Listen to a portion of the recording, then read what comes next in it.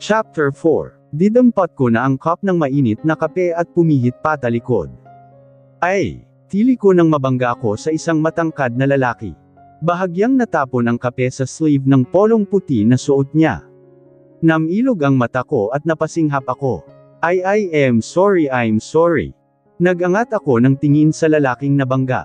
Umawang ang labi niya habang titig na titig sa akin. Guwapo siya at may pagkatsin ito. I'm really sorry. Hindi ko sinasadya. Nahihiyang sabi ko. No, it's okay miss. Matatanggal din naman ta. Saka may spare naman ako sa opisina ko. Magpapalit na lang ako. Ngumiwi ako sa hiya. Thank you. Pero kung gusto mo ako na lang ang maglalaban yan para makabawi man lang. Mahina siyang tumawa. Hindi na kailangan. Ayos lang. Hindi mo naman sinasadya. Aniya habang pinupunasan ng panyo ang sleeve na natapunan ko ng kape. Nagkulay brown na ngayon. Sorry pa rin talaga. Para makabawi ako iti-treat na lang kita ng snacks. Huwag ka sanang tumanggi dahil hiyang-hiya ako, muli siyang tumawa. Sige na nga, ngumiti na ako. Mukha naman siyang mabait. Anyway, I'm Neva Rosal. Pagpapakilala ko sa sarili sabay lahad ng kamay. Tinanggap naman niya yon sabay pisil. I know, kumunat ang noo ko. Alam mo, kilala mo ko. Yes, ikaw ang bagong secretary ng Big Boss. Ang pumalit kay Miss Wilma. Umawang ang labi ko. Hindi ko inaasahan na kilala niya ako. I'm Terence Amarillo. Nice to meet you, Terence. Sinamahan ko na si Terence sa counter ng cafeteria para i-treat siya pambawi ko sa di sinasadyang pagtapon ng kape sa kanya. Mabuti nga at hindi siya tumanggi. Mabait kausap si Terence at malumanay magsalita. Kilala din siya ng mga staff ng cafeteria na mukhang crush pa siya. Nalaman ko rin na marketing manager siya. 5 years na siyang nagwo-work dito sa kumpanya at na-assign ng 2 months sa Cebu at ngayon lang nakabalik dito sa Manila kaya pala di ko siya kilala. Pero ako ay kilala niya.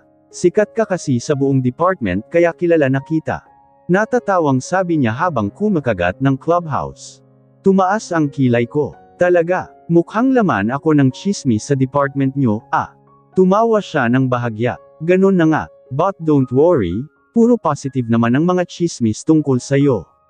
At crush ka ng halos lahat ng boys doon. Talaga lang, Baka binobola mo lang ako.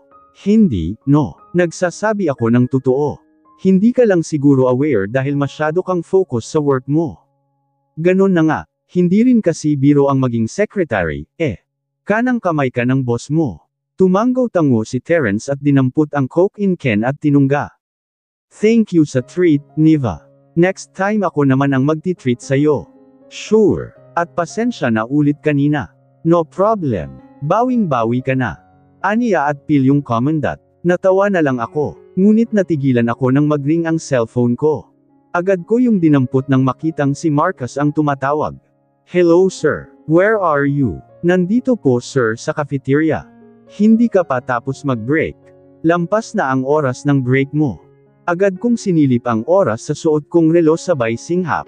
Lumampas na ako ng 10 minutes. Sorry sir. Aakyat na po ako. Hurry up. Kinagat ko ang labi ng patayin ni Marcus ang tawag.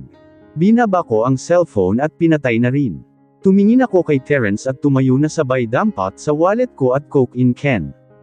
Nakatingin din siya sa akin. I'm sorry Terence. Kailangan ko nang bumalik sa office. Lampas na pala ang break ko. Baka mapag-alitan na ako ni sir. Tumayo na rin siya. Oh, it's okay, see you around na lang. And next time ako naman ang magti-treat sa'yo. Ngumiti ako sa kanya. Thank you. Sige, una na ako. Bye. Tumalikod na ako at malalaki ang hakbang na lumabas ng cafeteria. Habang nasa loob ng private elevator ay kumakabog ang dibdib ko sa kaba. Ngayon lang ako na late. Napasobra ang break ko nang hindi ko namamalayan.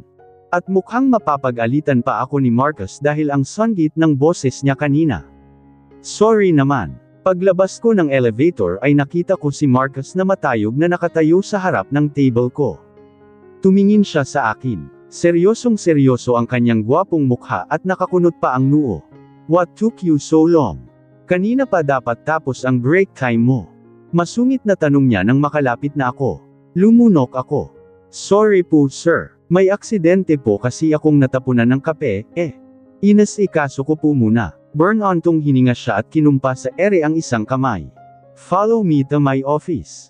Utos niya at tumalikod na.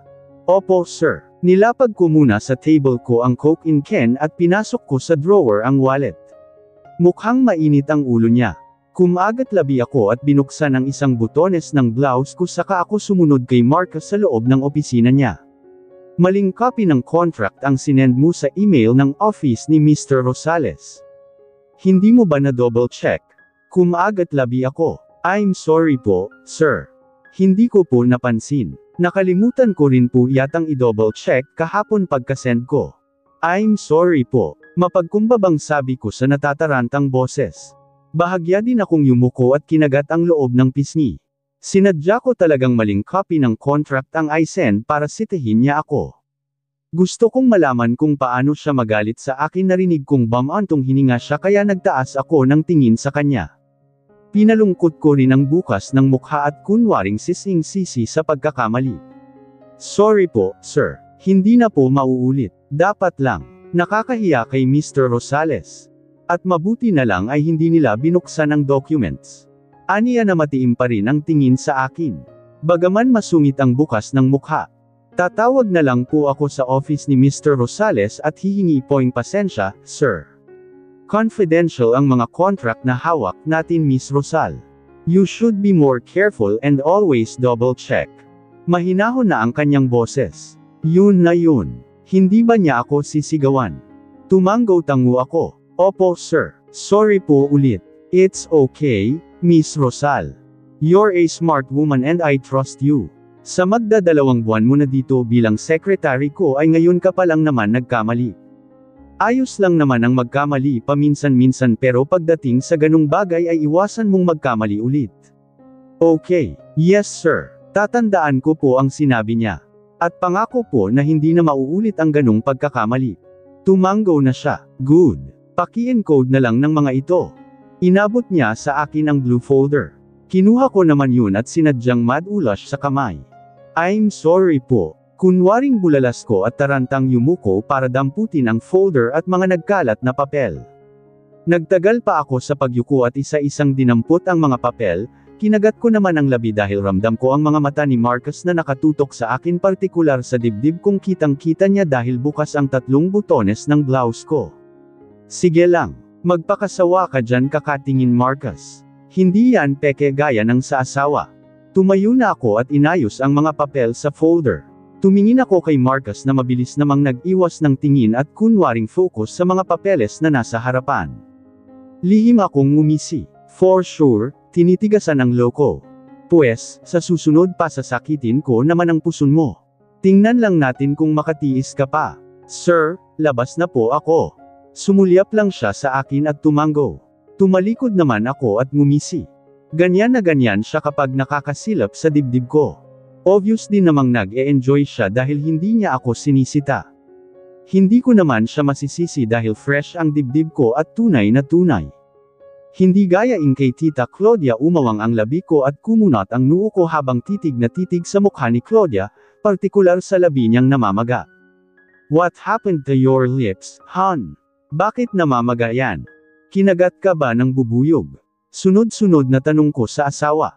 Tumawa siya. Of course not. Han. At bakit naman ako kakagatan ng bubuyog? Namaywang ako. Galing ako sa opisina at pag-uwi ko maaabutan ko siyang ganito ang hitsura. Then what happened to your lips?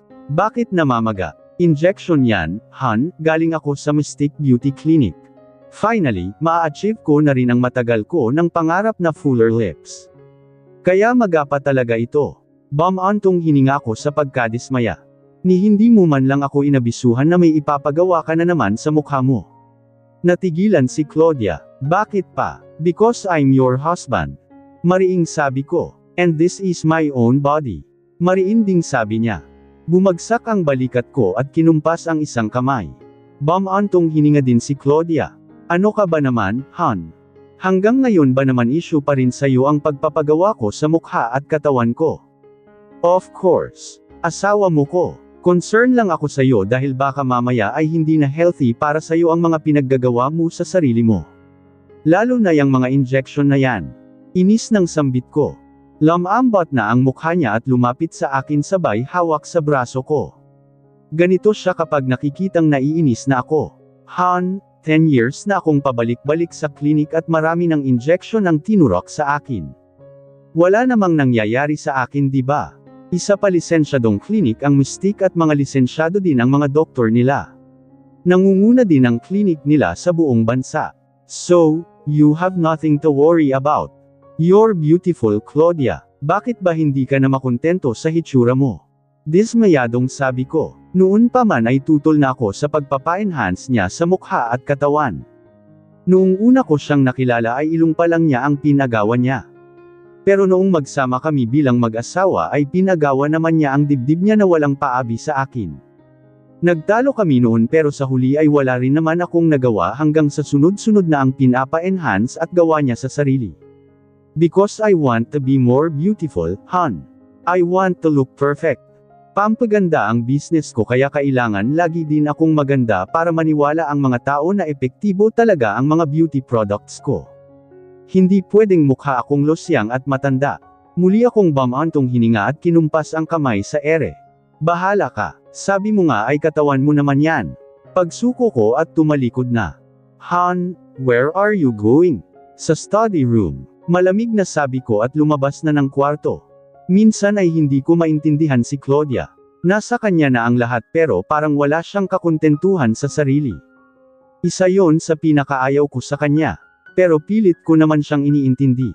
Ipinatong ko ang briefcase sa table at hinubad ko ang necktie. Binuksan ko ang 3 butones at tinaas naman hanggang siko ang 2 manggas. Umupo ako sa swivel chair at sinandal ang likod. Pumikit ako at bumantong hininga. Ngunit tila naman taksong lumitaw sa isip ko ang magandang mukha at kaakit-akit na hubog ng katawan ni Miss Rosal, lalo na ang kanyang maputi at malusog na dibdib na nakakapanglaway. Dinilat ko ang mata at humugot ako ng malalim na hininga. Tumiimbagang ako at bumaba ang tingin ko sa harapan ng aking trouser na nakaumbok na. Hindi ako madaling maaraos sa kahit na sinong babae kahit na sisilip ko pa ang dibdib o singit nila, kahit kay Claudia pa na asawa ko. Pero kay Niva ay napakabilis kong maapektuhan. At nababahala na ako para sa sarili ko. Baka bigla akong makalimot na may asawa na. Niva Rosal, bakit ba ganito ang epekto mo sa akin? Magkakasala ako ng dahil sayo. Good morning, sir. Bati sa akin ng mga gwardiya na nakatalaga sa entrance. Morning. Tipid lang na bati ko at dirdiretsyong naglakad papasok. Binati din ako ng mga receptionist na tinanguan ko lang. Sinilip ko ang oras sa relo. Alas 7:30 pa lang ng umaga. Maaga akong pumasok ngayon dahil may tatapusin pa akong mga papeles. Nasa opisina na kaya si Miss Rosal. Bumilis ang pintig ng puso ko nang pumasok sa isip ang dalaga. Tila ba bigla akong nanabik na makita siya. Bumantong hininga ko at umiling-iling. Pumasok ako sa private elevator at pinindot ang pinakamataas na floor kung nasaan ang buong opisina ko. Paglabas ko ng elevator ay hindi ko nakita ang magandang secretary. Kumunot ang noo ko. Huwag niyang sabihing late siya. Naglakad ako at lumapit sa table niya. Naroon na ang kanyang bag. Ibig sabihin ay narito na siya. Nagpalinga-linga ako at sumilip sa pantry. Pero hindi ko makita si Miss Rosal. Baka nasa cafeteria. Lumipad ang tingin ko sa pinto ng opisina ko. Baka naman nasa loob. Tinungo ko na ang pinto ng opisina at binuksan yun. Nakita ko nga si Miss Rosal na nakatuntong sa hagdan at nililinis ang bookshelves na malapit sa table ko. Tahimik kong sinarado ang pinto at lumapit sa secretary. Hindi pa niya ako napapansin dahil abala siya sa ginagawa at pakanta-kanta pa. Ngumisi ako at malayang pinagmasdan ng likuran niya, partikular ang pangupo niyang bilugan na hakab sa suot na kulay asol na palda. Ang mga hita niyang mapuputi at makikinis na parang hugis kandila. Parang kay sarap sayarano ng dila, mula sa kanyang sakong na mamula-mula paakyat sa binti, hita at hanggang singit. Napalunok ako nang bahagya pang tumaas ang palda niya. Halos makita ko na ang tinatago niya sa loob. At gusto ko pang makita ang pinakaloob niya. Gumalaw siya at lumingon. Namilog ang mga mata niya nang makita ako. Sir, nandyan na po pala kayo. Ang aga nyo. Lumapad ang ngisi ko. Good morning, Miss Rosal. Good morning po. Get me some coffee. Yes sir. Pumihit na ako at lumapit na sa table ko. Nilapag ko sa ibabaw ang leather briefcase. Ngunit napalingon ako nang marinig ang tili ni Miss Rosal. Niva, mabilis ang kilos ko at agad kong sinalo ang hagdan na matutumba kay Miss Rosal na nakasalampak sa carpet dahil nalaglag siya. Tinayo ko ng maayos ang hagdan at nilapitan ang sekretaryang nakangiwi na. Miss Rosal, are you okay? No sir, ang sakit. Alin ang masakit? Nag-aalalang tanong ko at sinuyod ng tingin ang kanyang katawan. Yung ankle ko sir, napaitan yata ako ng ugat. Tinuro niya ang kaliwang paa niya na hindi niya may galaw. Napasama yata ang bagsak mo. Lumapit ako sa kaliwang paa niya at hinawakan yun. Oh, nakangiwing daing niya. Nakaguhit sa kanyang mukha ang kirot. Kagat-kagat pa niya ang ibabang labi at napapaungol pa ng mahina. Pero tila ba iba ang dating sa akin ng mukhang yun. Ipinilig ko ang ulo at tinuon na lang ang tingin sa paa niya. This only takes a few seconds. Sambit ko at hinawakan ng maayos ang malambot, makinis at maputing paa ni Niva sabay kabig dito. Malakas siyang sumanghap at namilog ang mata. Umawang ang kanyang labi at sinubukang igalaw ang paa. Ngumisi naman ako. Ano, masakit pa? Kumagat labi siya at muling ginalaw-galaw ang paa. Hindi na po, sir. Pero medyo makirot po ang binti ko. Kumaskas po kasi sa hagdan kanina. Ganon ba? Hinawakan ko ang binti niya at tiningnan. May nakita nga akong gasgas at namumula pa ang parteng yun. Tiningnan ko naman ang kabilang binti. Wala namang gasgas yun. Tumaas pa ang tingin ko sa kanyang mapuputing hita hanggang sa mapadako ang tingin ko sa puti niyang lace panty na nasisilip ko. Napalunok ako at biglang uminit ang pakiramdam ko na para akong sisinatin, sumikip din ang harapan ng trouser ko dahil biglang nag-react ang kargada ko. Hindi ko magawang ialis ang tingin sa kanyang puting suot na bakat ang matambok niyang perlas. Muli akong napalunok ng isang beses dahil parang nanuyo ang lalamunan ko. Pilit ko nang iniwas ang tingin at malalim akong humugating hininga. Tumingin ako sa secretary kung abala naman sa pag-check sa mga braso at siko kung may gasgas. Tumikim ako at tumayo na. Kaya mo bang tumayo? Tumingin naman siya sa akin at sinubukan nang tumayo. Nilahad ko naman ang kamay para alalayan siya. Humawak naman siya sa kamay ko at umalalay sa pagtayo. Ngunit para naman akong kinuryent dahil sa lambot ng kanyang kamay. Ano kaya ang pakiramdam noon na nakapaikot sa kargada ko? Tumiimbagang ako at ngaling-galing murahin ang sarili. Nagiging many okis na ako. Thank you po, sir. Pasensya na rin po sa abala. Nahihiyang sabi niya at sinuot na ang sapatos na may mataas na takong. Huwag ka munang mag-high heels. Ipahinga mo muna ang mga paa mo. Bakit ba kasi ikaw ang naglilinis niyan? Dapat hinayaan mo na lang sa utility. Kaya ko naman po, sir. Saka wala naman po akong ginagawa. Punas-punas lang naman po yan. Nakakahiya naman po kung ipapalinis pa sa utility. Siguradong mararni po silang ginagawa. Bamantong hininga ako. Isa ito sa mga ugali niyang hinahangaan ko. May malasakit siya sa mga taong nasa paligid niya. Marunong siyang magkusa at hindi na umaasa sa iba. Basta next time, ang utility na lang ang paglinisin mo para hindi na maulit ito. Yes sir. Tiningnan ko ang mga paa niya. Kung may baon kang tsinelas, yun muna ang suotin mo dito sa opisina para mapahinga ang mga paa mo. Tumango siya at ngumiti. Thank you po, sir. Ititimpla ko po muna kayo ng kape. Tumango ako. Tumalikod na si Niva at dinampot ang basahang ginamit pamunas. Lumabas na siya ng opisina ko. Bamantong hininga ko at sabay dakma sa harapan ng trouser ko at pisil. Tigas na ang kargada ko at nananakit na rin ang puson ko. Relax, man. Maling babae ang gusto mo. Tumungo ako sa banyo. Kailangan ko munang pakalmiin ang kargada ko para makapagtrabaho ako ng maayos. Tagumpay ako habang gumagawa ng kape sa coffee maker. Tagumpay kasi ang plano kahit muntik na akong mapilayan. Hanggang ngayon nga ay ramdam ko pa rin ang mainit niyang tingin sa gitna ko. Sinadya ko talagang magpasilip sa kanya. Kitang-kita ko ang pagnanasa sa mga mata niya kanina na parang gusto na niya akong sunggaban. Pero matindi ang kontrol niya sa sarili. Well, pasasaan ba at bibigay din siya? Tumiim ang mukha ko. Handa kong itaya ang katawan ko, magtagumpay lang ako sa mga plano ko. Sa oras na mahulog sa akin ng tuluyan si Marcus ay siya ring unti-unting pagkawasak ni Tita Claudia. Sinalin ko na sa tasa ang umuusok pang kape at dinala na yun sa opisina ni Marcus. Ngunit pagpasok ko doon ay hindi ko siya nakita. Imposible namang lumabas siya dahil makikita ko. Lumipad ang tingin ko sa pinto ng banyo at kumagat labi sabay ngiti. Mukhang naglalabas siya ng init sa banyo. Nananakit na ba ang puson mo, Marcus? Pues, mas lalo ko pang pasasakitin yan. Lalo kitang pananabaykan. Tahimik akong bumungisngis at tumalikod na, sagad ang bawat ulos ko sa basang lagusan ni Claudia. Init na init ngayon ang pakiramdam ko. Hindi naibsan ang pagsasarili ko kanina sa banyo ang init na nararamdaman ko. Kaya naman maaga akong umuwi bago ko patuluyang ihiga sa sahig ng opisina ko si Neva at angkinan siya. Nakasimangot na pumasok ako sa opisina ko. Hindi ko na nga pinansin ang secretary kung binati ako. Morning, Mars. Bati sa akin ni Jessie na prenteng nakaupo sa couch habang may hawak na cellphone at nagtatype. Hindi ko siya pinansin at dirdiretsong umupo sa swivel chair ko na nasa likod ng office table. Pabagsak ko pang nilapag sa table ang designer bag at cellphone. Ang aga namang Simon got niyan. Don't tell me nag-away na naman kayo ni Marcus. Lumipad ang tingin ko sa kaibigan at inikutan ng mata. Hindi kami nag-away, no.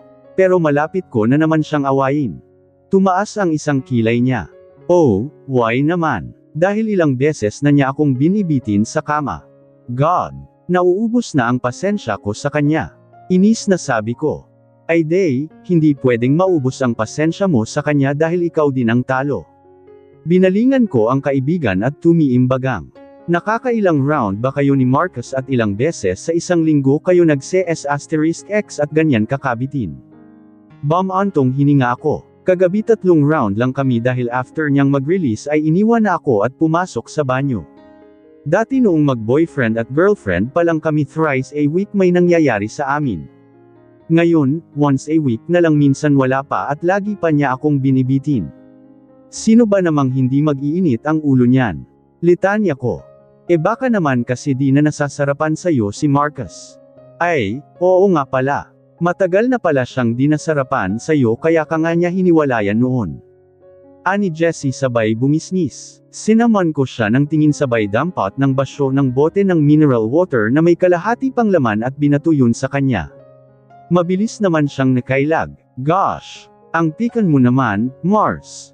Nakakabuiset ka eh. Minsan ang sarap tahiin ng bibig mo. Ta naman. I'm just kidding lang, no? Pero malay mo, ganun na nga. Baka di na siya nasasarapan sa'yo. Di mo ba naiisip yun? Pumalatak ako at dinukot sa bag ang isang kahan ng sigarilyo at lighter. That's impossible. Imposibleng di siya masarapan sa akin. Nagpa-vaginoplasty ako para sumikip at mag-enjoy siya ng husto sa akin. Saka ginagawa ko ang lahat sa kama. Kulang na nga lang tumiwarik ako. Inipit ko sa labi ang sigarilyo at sinindihan sabay hit-hit at buga ng usok sa ere. Yun naman pala bakit lagi kanyang binibitin? Yan ang di ko alam. Baka naman may ibang babae siyang kinahuhumalingan di kaya. Natigilan ako sa sinabi ni Jessie. At sino namang ibang babae ang kahuhumalingan niya? Nagkibit balikat siya. I don't know. Maybe one of his employees. Tumaas ang kilay ko at tumiim ang mukha ko nang pumasok sa isip ko ang bagong secretary ni Marcus. Maganda siya, maputi, mestisa at maamo ang mukha. Maganda din ang kurbo ng katawan at batang-bata. Pero parang pamilyar sa akin ang mukha niya. Ngunit nasisiguro ko naman na noon ko pa lang siya unang nakita. Siguro ay may nakasalamuha lang ako noon nakahawig niya. Imposible yun Jessie. Hindi papatol si Marcus sa mga empleyado niya. Hindi siya ganung klase ng lalaki. Hindi ka nakakasiguro dyan, Mars. Lalaki si Marcus. Lalaking may mataas na libido. Sabi mo nga lagi kanyang binibitin at parang nanlalamig na sayo sa kama. So, malamang may ibang nagpapainit sa kanya. Pumikit ako ng mariin at malalim na humugot ng hininga. May bumabaing ngit-ngit sa dibdib ko. Matagal nang naglalaro sa isip ko ang sinabi ni Jessie. Ayoko lang banggitin kay Marcus dahil siguradong mag-aaway kami at ako lang ang matatalo. Maliban na lang kung may ebidensya ako. Kung totoo man yang sinasabi mo Jessie, humanda sa akin ang babaeng yun. Manghihiram siya ng mukha sa aso. Pagsisisihan niya na nakilala niya si Marcus. Mariing sabi ko sabay hit-hit sa sigarilyo at buga ng usok. Lahat ng mga babaeng nagtatangkang makipaglapit kay Marcus ay nakakatikim sa akin. Sinisiguro ko ring hindi na sila makakalapit pang muli. Nagring ang cellphone ko na nasa ibabaw ng table ko. Natigilan ako nang makita ang pangalang nakarehistro sa screen.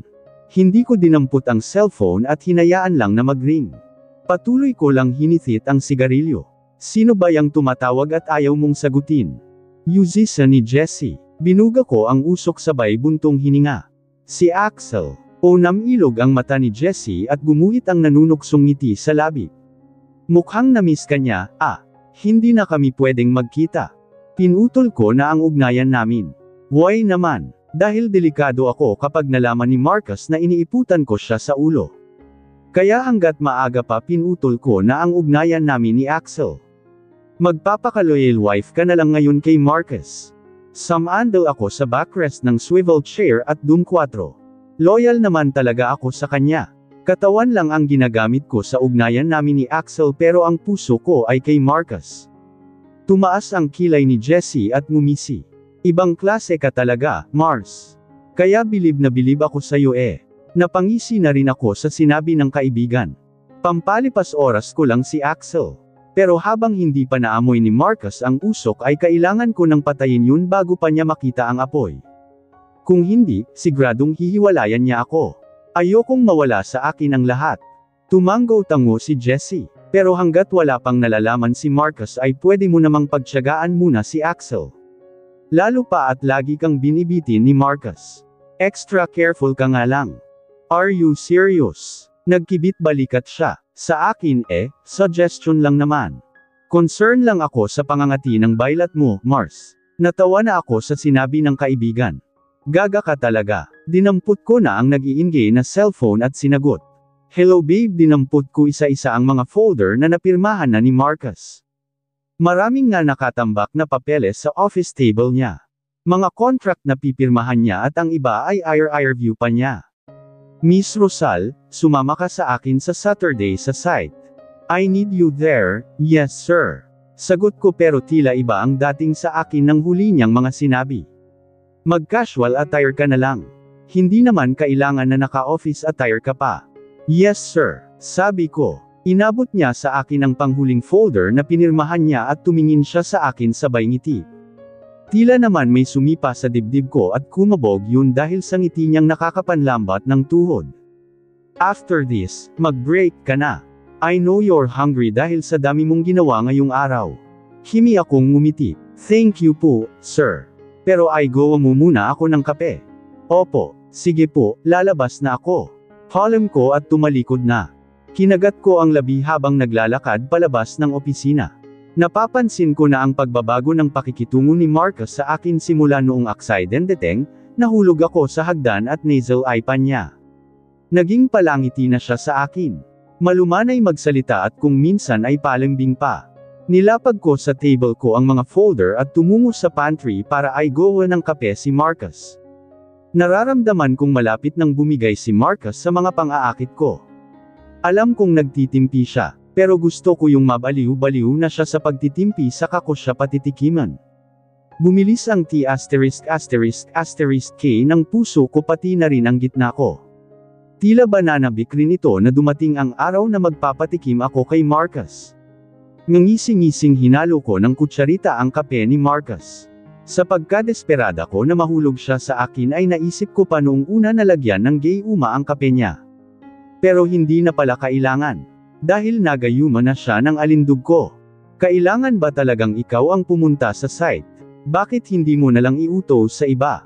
Sabadong-Sabado tapos may trabaho ka pa. Protesta ko habang sinasabayan si Marcus sa pagbaba ng hagdan. Casual lang ang bihis niya dahil hindi naman siya papasok sa opisina. Puting v-neck shirt na may nakasabit na dark shade sa neckline at khaki jeans ang suot niya. Kapag ganito ang suot niya ay lalong lumalakas ang kanyang appeal. Siguradong pagtitinginan na naman siya ng mga babae. Or worst, lapitan pa siya at landiin. Hindi pwede, Han. Kailangan ako mismo ang bumisita doon. Dapat ay last month pa ako bumisita doon pero hectic ang schedule ko. I need to make sure everything is in order so there won't be any issues during the inspection. Mahirap na. Bumantong hininga ko bagamat may pagtutol pa rin sa loob ko na umalis siya. Sabado ngayon, dapat kami ni Daisy ang priority niya. Fine. Sasama na lang kami ni Daisy.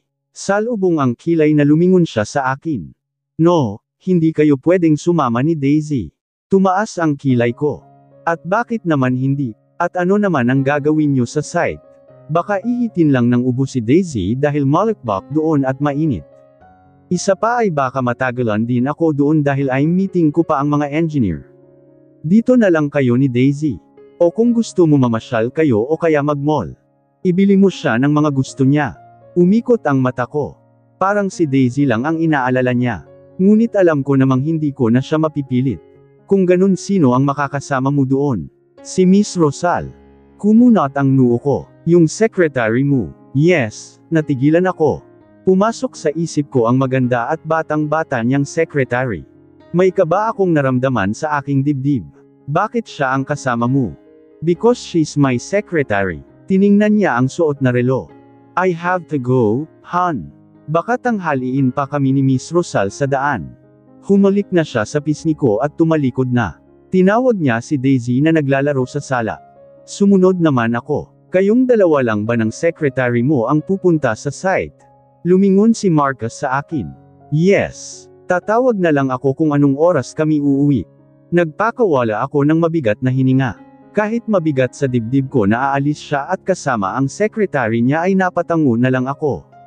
Sinundan ko na lang ng tingin ang Land Rover na lula ni Marcus na papalabas ng gate. Mommy, sabi po ni Daddy pupunta po tayo ng mall, punta na po tayo. Pumikit ako ng mariin at naiiritang binalingan si Daisy. No. Hindi tayo pupunta. Nang haba ang nguso niya. But Daddy said we're going to the mall and you will buy me what I want. Tuldok panipik. Kapag sinabi kong hindi tayo pupunta ng mall, hindi tayo pupunta ng mall. Huwag kang makulit. Asak ko sa kanya. Gumuhit ang lungkot sa kanyang mukha at yumuko siya. Papaiyak na siya pero hindi siya liyak dahil tatamaan siya sa akin. Umikot ang mata ko at tumalikod na. Tatawagan ko na lang si Jessie at aayaing lumabas. Mabuburyong lang ako kung magmumol kasama si Daisy. Model mode lang ang atake natin ngayon day, Puna sa akin ni Ante Val paglabas ko ng kwarto. Natawa naman ako. Ayos lang po ba ang uitid ko, auntie?